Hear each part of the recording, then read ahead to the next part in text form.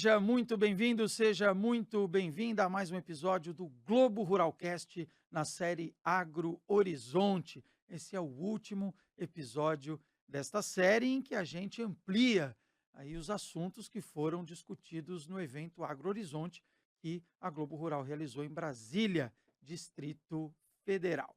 E nesse episódio nós vamos falar do potencial do agro brasileiro na mitigação dos efeitos nocivos das mudanças climáticas.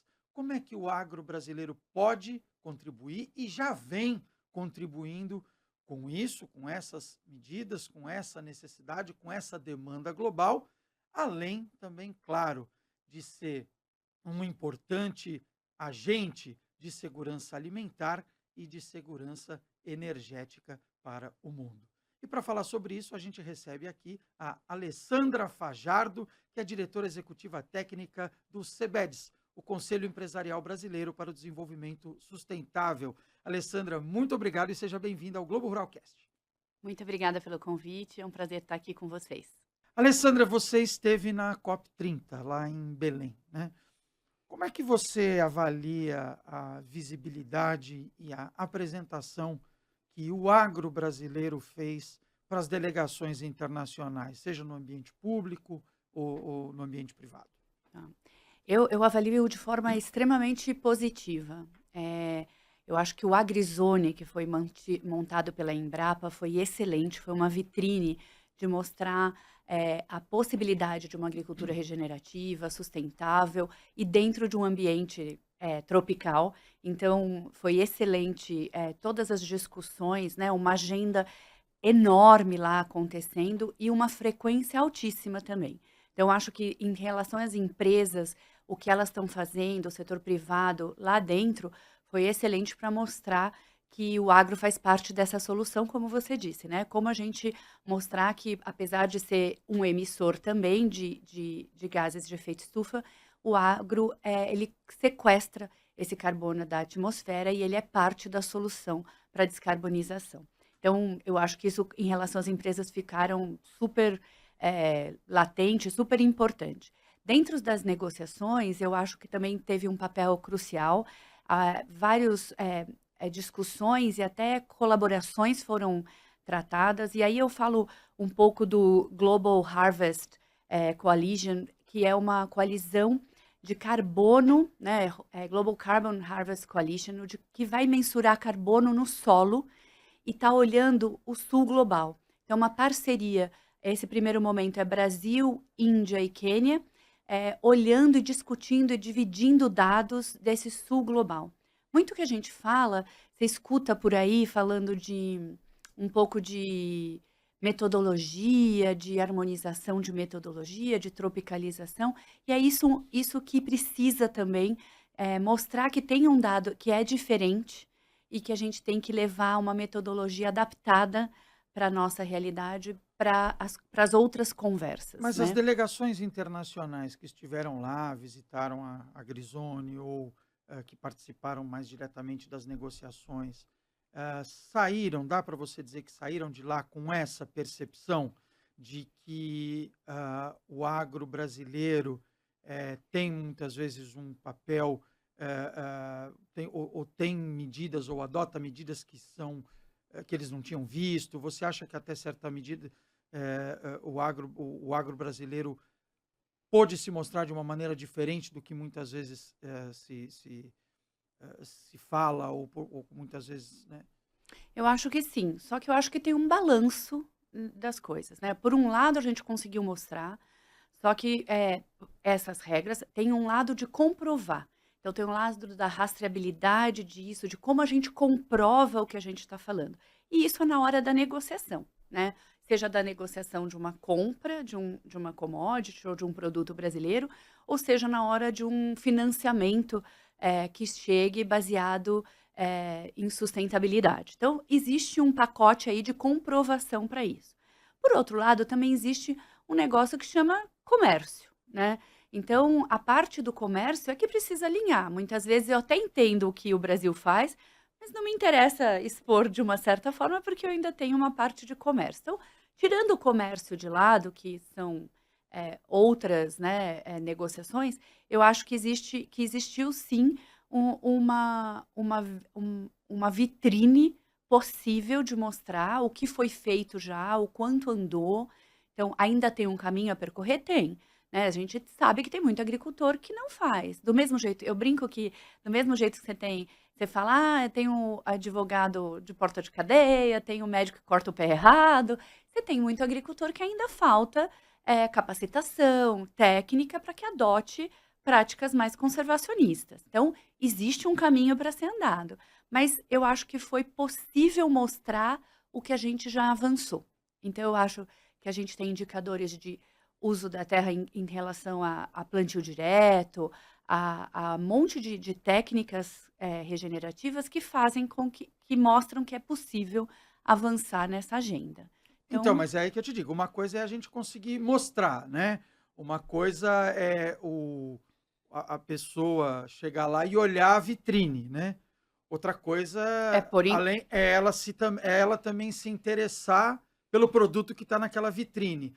Você entende que as delegações internacionais se mostraram interessadas e foram além do dar uma olhadinha no Eu que a acho gente que está sim. Na apresentando? minha avaliação, sim, foi uma vitrine positiva, mas volto, né? Você vai ter que, o agro brasileiro vai ter que comprovar, né? Seja através de rastreabilidade, seja através de monitoramento e verificação no campo, do que a gente faz. Mas eu também acho que a gente tem que ampliar essa discussão para a tecnologia.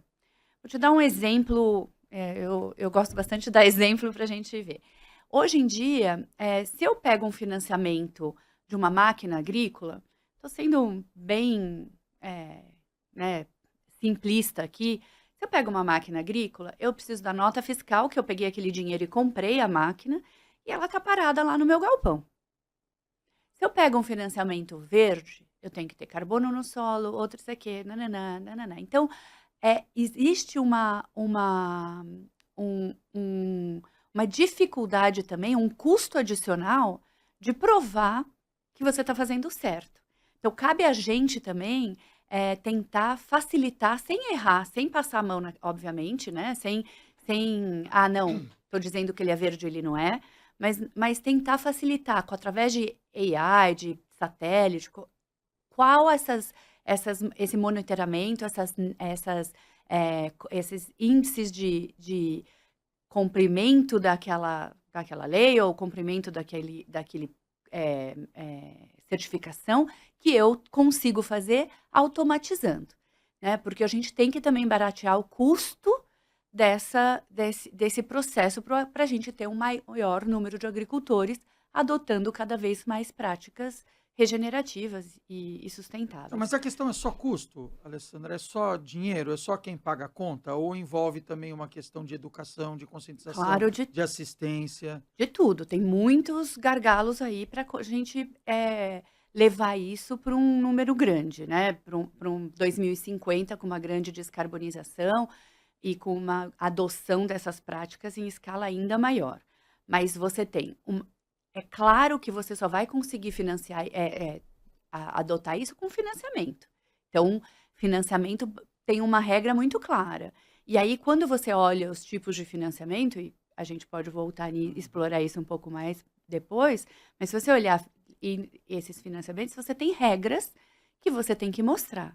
E essas regras têm um custo. Né? Eu não estou nem falando um custo do maquinário, ou custo do insumo com menor pegada, ou um custo de. Não estou nem falando do custo de produtor da porteira para dentro. Eu estou falando do compliance para eu provar que eu fiz aquilo. E esse tem um custo adicional.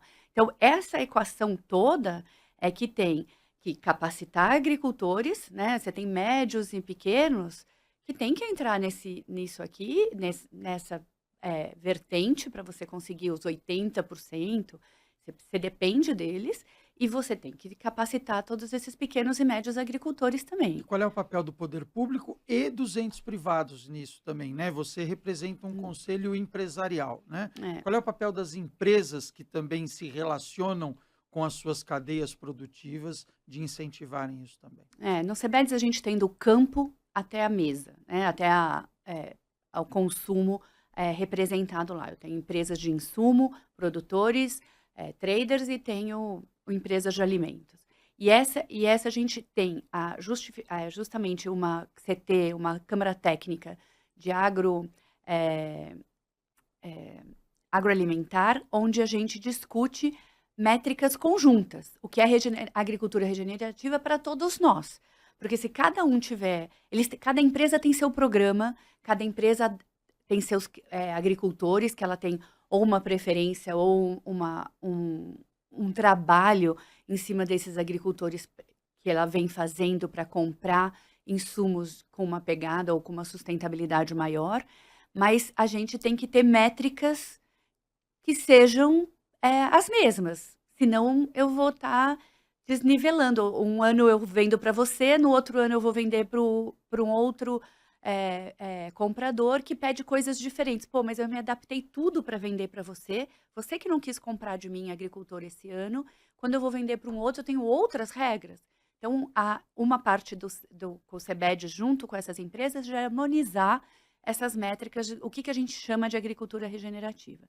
Quando a gente fala do poder público, justamente, e treinamento e capacitação disso, né? E quando a gente fala do poder público, você tem toda uma linha de financiamentos, né? Que tem aí, seja né, do Plano Safra e outros, o próprio Ecoinvest trabalhando em soluções baseadas na natureza, onde pode ter vindo, mas você tem outra possibilidade aí de que esses agricultores comecem a ter linhas diferenciadas para isso, como o Plano ABC, antigo Plano ABC e coisas assim. Uma das coisas que a gente fez esse ano, especialmente para a COP, a gente fez um trabalho chamando para todas as empresas, cerca de 120 associadas do CEBEDES, mandarem seus cases. A gente chamou Brasil de Soluções. E tem mais de 135 cases que representam todos os biomas, 18 setores da indústria, e tem representado a agropecuária lá dentro. Então, através desses cases também, a gente tem trazido duas oportunidades. Uma oportunidade de matchmaking financeiro. Então, se eu tenho um fundo de investimento, alguma oportunidade que aquele case casa, como é que a gente traz para aqueles agricultores dessa empresa, né? E um fundo de matchmaking na própria cadeia de valor, que é o que eu falo. Às vezes, eu estou sentada numa reunião com uma empresa que tem uma solução para minha dificuldade, que a gente poderia combinado levar para o agricultor. Então, a gente tem trabalhado, e esses cases do Brasil de Soluções, a gente entregou ao governo para o celeiro de soluções do Brasil, fizemos parceria com a SBCOP, com a Case, justamente para levar todos esses cases e ter uma capilaridade cada vez maior disso. Né? Agora, voltando ao tamanho dessa conta aí, né? Te pergunto isso porque eu vi aqui um documento, né? Uma publicação do próprio CEBEDES, e o CEBEDES parte, né, do princípio de que, de fato, o agronegócio brasileiro é parte da solução para as questões climáticas, e essa parece ser também uma conclusão basicamente de consenso, né? Ninguém nega aí o potencial Não. que a agropecuária brasileira, em sentido mais amplo, tem nessa questão. Só que vocês colocam aqui uma necessidade grande aqui, né? Se eu li corretamente aqui, essa necessidade é de ao menos 120 a 170 bilhões de dólares em crédito. Até 2050. Até 2050, né? Porque a referência que vocês colocam é o agro net zero em 2050, né? Neutro em carbono em 2050. De onde vem esse dinheiro? De onde vai vir isso aí? Esse é o grande X da questão.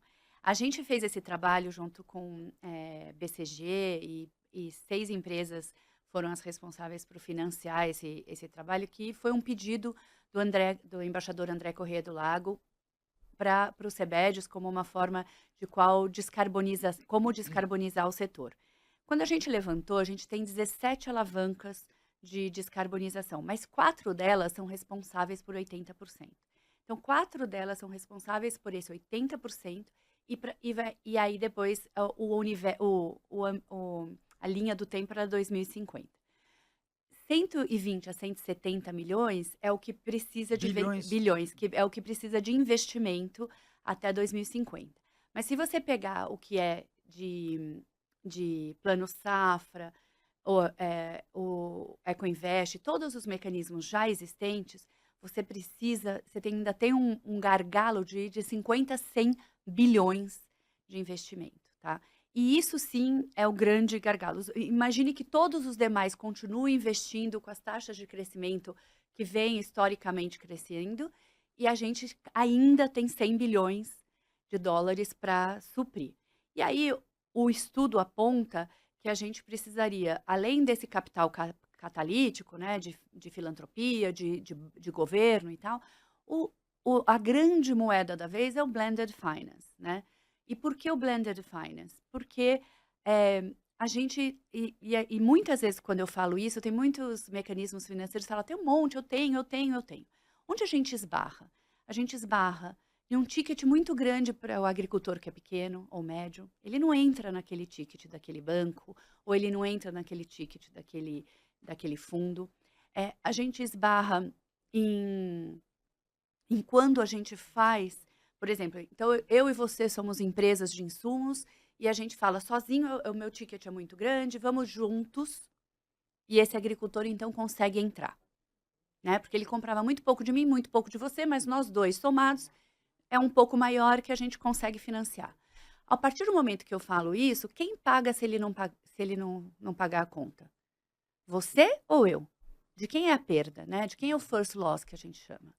Então, quando a gente fala blended finance, você tem uma instituição no meio que ou aceita um risco maior, sendo que ele fala, olha, eu não preciso ganhar o retorno não precisa ser na taxa do mercado, eu aceito ganhar um retorno menor, ou eu aceito os 3 primeiros anos, eu aceito seu first loss, até isso engrenar. Então, o blended finance se torna uma das alavancas principais, os mecanismos, né, e ferramentas principais para a gente conseguir chegar nos 100 bilhões aí de gargalo que a gente tem para 2050, financiando essa agricultura carbono neutro, né? Mas como é que se estrutura o que seria esse blended finance?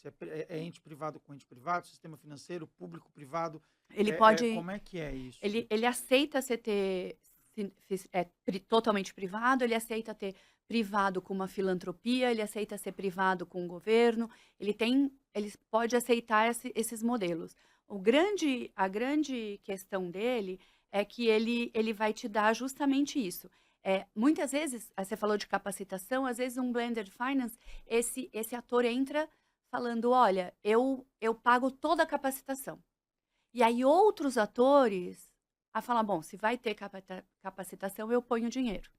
Então, às vezes ele entra como uma forma, né, pagando uma parte de uma coisa específica, e às vezes ele entra justamente assumindo o maior risco. Porque no final das contas, você tem os índices de sustentabilidade e a necessidade de um retorno financeiro. Uhum. Então, e o risco. Então, se você tiver blended justamente, porque se você tiver um ator que possa ou assumir um risco maior ou aceitar um retorno um pouco menor, você consegue viabilizar uma coisa que bancos tradicionais ou ferramentas disponíveis tradicionais são mais engessadas e não conseguem fazer. E uma outra coisa que a gente não pode esquecer é que muitas vezes alguns mecanismos falam, não, eu tenho, está super pronto. Eu pego o médio. Mas ele pega 100% da área. Não é transição que a gente está falando? Então, imagina que eu chego para você e falo, olha, tua área, agora você vai fazer 20% da tua área em cultura de cobertura, esse ano você não planta nada. Ele fala, pô, mas 20% não dá para eu começar com 5%, porque eu não sei, nunca plantei essa cultura de cobertura, eu não sei como vai ser, eu estou arriscando. Então, vamos começar com 5%? Ah, 5% é muito pouco. Então, como é que a gente viabiliza que seja uma transição mesmo, que o agricultor possa fazer uma primeira safra, uma quantidade menor, ele vê o resultado, na segunda ele amplia, na terceira até ele tomar 100% da fazenda numa rotação ou em uma cultura de cobertura ou de uma prática qualquer Mas que ele faça, mas né. essa percepção que você coloca, ela já é uma percepção generalizada e já há uma disposição de se fazer isso, ou o "me convença" ainda está muito grande nessa história? Porque pelo que eu entendi, se eu entendi bem o seu raciocínio, e me corrija se eu estiver errado, quer dizer, existe uma posição consensual, ou praticamente consensual, de que o agronegócio brasileiro é parte da solução climática, ele tem condições, tem tecnologia, tem terra e tem gente para fazer isso. Ok. Mas aí, na hora de colocar em prática esses mecanismos, que, pelo que você coloca, também são mecanismos que existem e estão em discussão, o me convença dessa história ainda está muito grande. Como é que vocês do CEBED veem isso aí? Não é o talvez não seja o "me convença". Então, o "me convença", eu acho que está na parte do agricultor que ainda não Uhum. conhece isso. Mas eu acho que ainda falta a gente descer um nível mais para o campo, né. Hum. Eh, A a gente gente que você fala é o empresariado, o sistema o sistema financeiro. financeiro, empresariado, como azeita isso Uhum. para descer de uma forma que seja, eh, funcional. Participo de um grupo de agricultores que eu trabalhei há muitos anos atrás, e eu falo: "Olha, tem um mecanismo feito para você, a gente só precisa saber qual que te interessa", né, porque existem mecanismos, ainda precisam de mais, mas, é um mecanismo que nunca mais eu vou poder mexer na minha área? Não me interessa, ou me interessa. Depende de você. Então, assim, é um pouco difícil também descer, até para você achar quem tem um fit com o teu mecanismo. Por isso que você precisa do setor privado, das empresas, para fazer esse arranjo. Porque aí as empresas conseguem levar os seus clientes, né. Imagine uma grande empresa de insumos, ela tem um grande, carteira de clientes, né, de agricultores. Como é que ela leva? É por isso que quando você for levar isso para um médio, você tem um impacto importante de inserir cooperativas nessa história. Porque como é que você acessa? Então, assim, não adianta eu criar eu tenho um blended finance maravilhoso, mantenho a árvore em pé, mantenho o coisa, financio a agricultura, plantio direto, máquinas, né? Mas você vai bater na fazenda, ninguém vai te receber, né. Então como é que a gente e isso eu acho que é o que o CEBEDES faz, como aglutina os interessados em fazer essa transformação, para que a gente possa, levar cada vez mais. E tudo que eu estou falando aqui é baseado em ciência, né. A gente tem universidades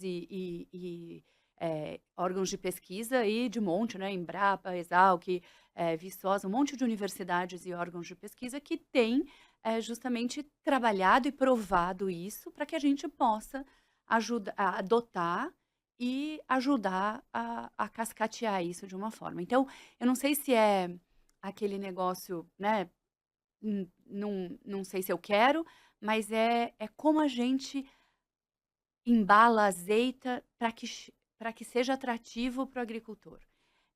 E ele veja o benefício nisso. Antes de estar no CEBEDES, eu fiz uma pesquisa em outra empresa que eu trabalhava, e a gente perguntou para eles, para os agricultores, se eles queriam participar de um projeto sustentável. E a grande maioria falava: eh, "Alessandra, me tira qualquer coisa que você me tire da vala comum, porque eu já faço certo. Só que toda hora que fala do agro brasileiro, eu entro na vala comum de que eu sou ruim, ou de que eu desmato, ou de que eu faço alguma coisa ruim. E eu faço tudo bem. Então, eu entro, porque eu quero entrar numa coisa que eu saia disso. Então, eu acho que tem uma vontade também de cada vez mais ser mais sustentáveis e ter mais práticas, até porque no final das contas, também nesse trabalho de descarbonização, você tem um retorno depois do uso dessas práticas, né, você tem um custo e depois você tem um retorno. E eu faço muito uma correlação com o plantio direto de 50 anos atrás. Quando você, né, quando se começou a fazer plantio direto no Brasil, tinha-se a noção, e não só noção, mas você deixava uma palhada, você tinha muito inóculo, que causava doenças que ficavam dentro da palhada. Então você teve um custo maior até para controlar as doenças dessa palha e para depois ter os benefícios. É a mesma coisa com uma agricultura regenerativa, com essas práticas regenerativas, né?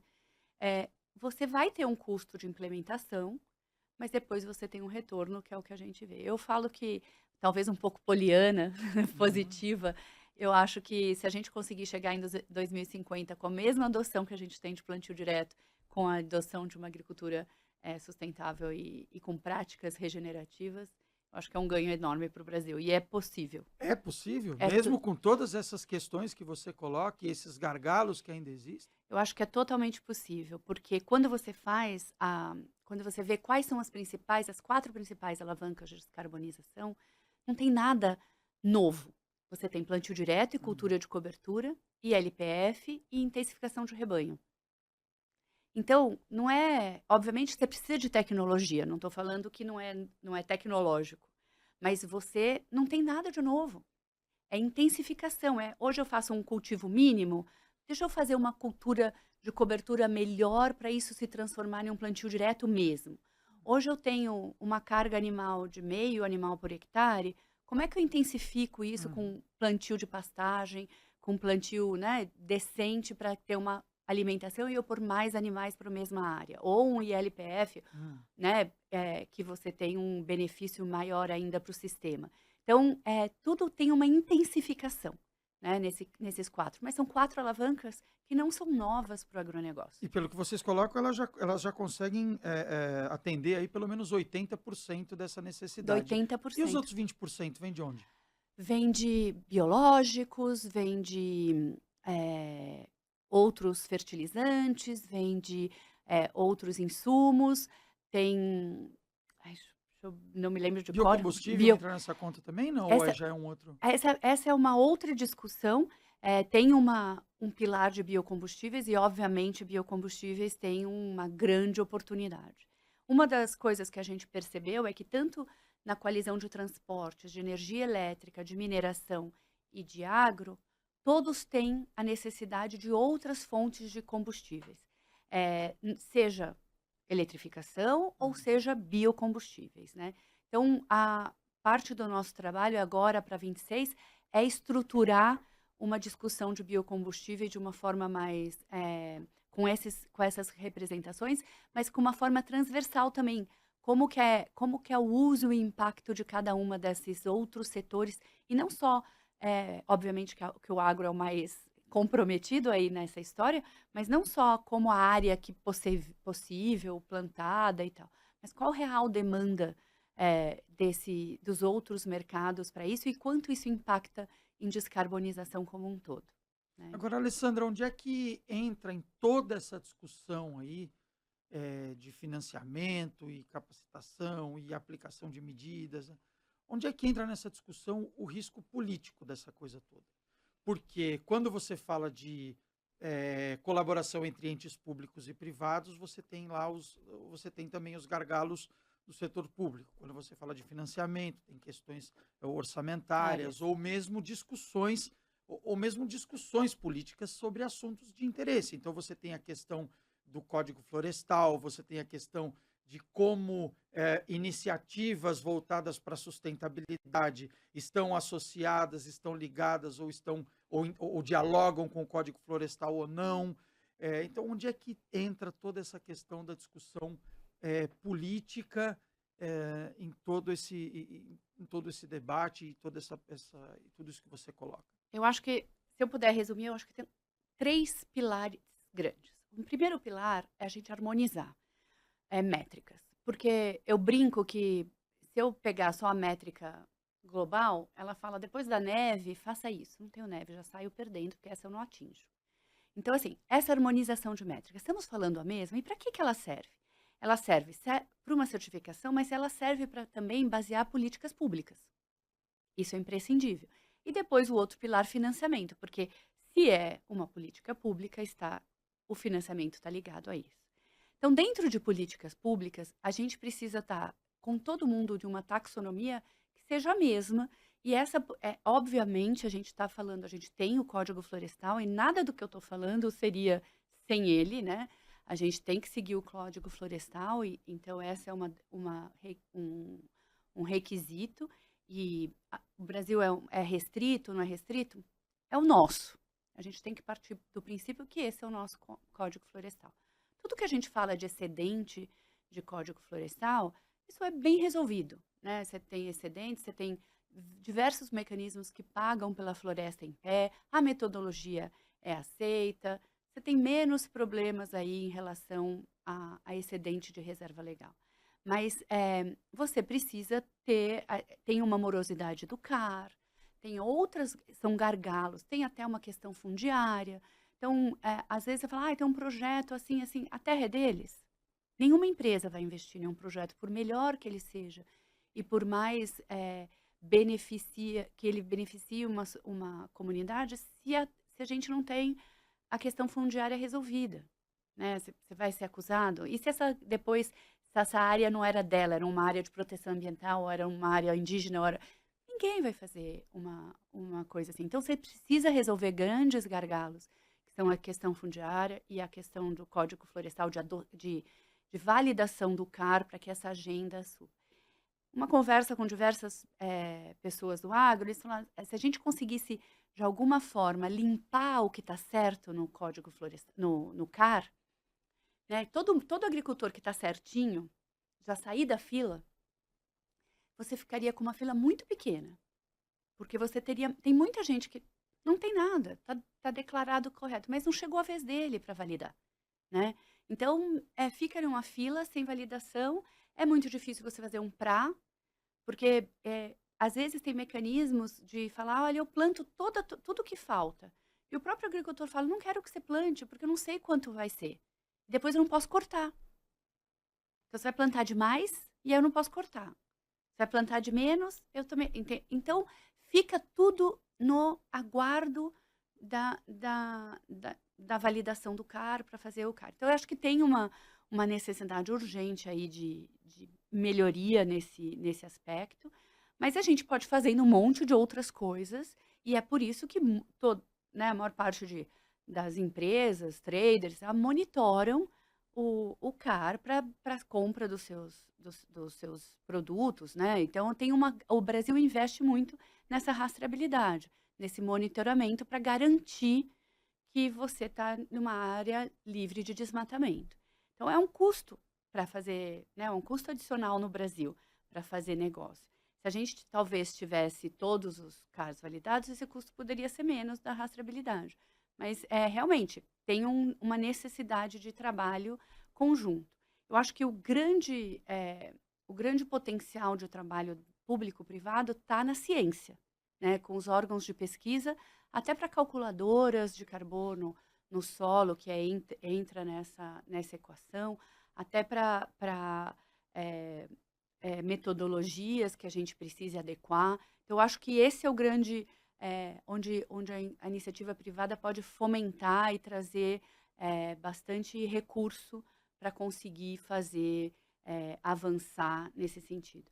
A gente fala que tem um dado de que nos Estados Unidos o solo americano é todo mapeado por carbono county by county, né? Condado por condado. E aqui no Brasil, os solos, não todos, o percentual é muito baixo de solos mapeados por carbono. Então, a gente ainda tem um trabalho muito grande, porque cada vez que a gente vai fazer um baseline, eu tenho que mensurar. E ainda carbono é caro para mensurar.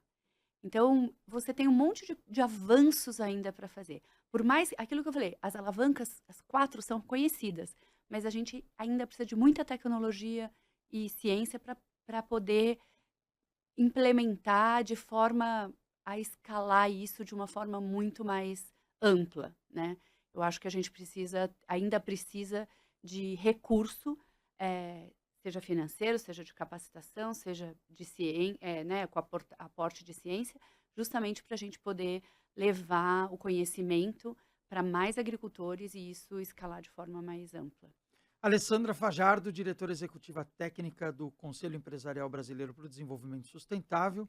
Muito obrigado pela entrevista e até uma próxima oportunidade. Obrigada a vocês. Até mais.